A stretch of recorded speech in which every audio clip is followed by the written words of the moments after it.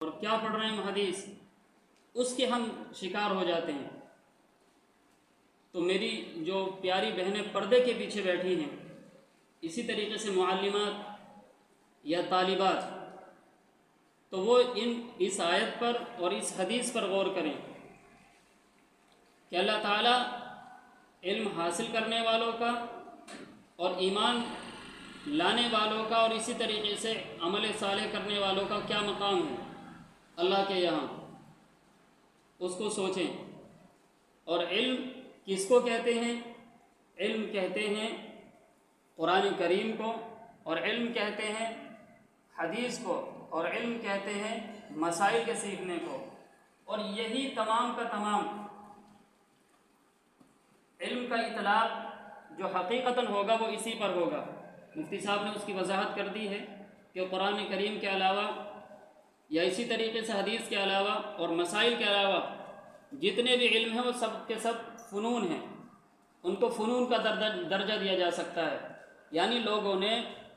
اپنے تجربات کی روشنی میں ان کو لکھ دیا ہے، اپنے تجربات کو لکھ دیا ہے، لیکن اصل علم قرآن کا علم ہے،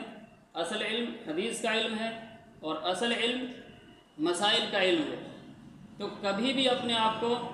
کم نہ سمجھیں، احساس کمتری کا شکار نہ ہوں۔ اور اسی طریقے سے میں نے آپ کے سامنے حدیث پڑھی تھی،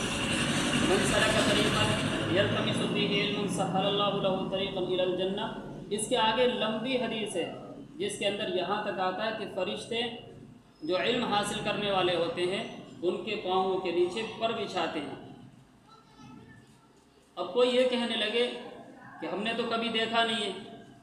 تو ان کے ذہن میں یہ سوال ہی نہیں آنا چاہیے جو مسلمان ہیں، جو ایمان والے ہیں، کیونکہ اللہ تعالیٰ نے قرآن کریم کے اندر سورہ بقرہ میں شروع میں جو مومنین کی صفت بیان کی ہے اس کے اندر بیان کیا ہے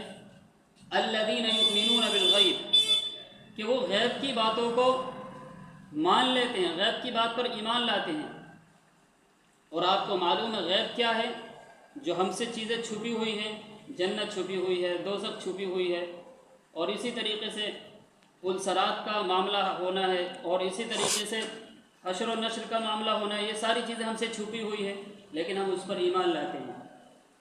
تو فرشتے طالب علموں کے پاؤں کے نیچے، قدموں کے نیچے پر بچھاتے ہیں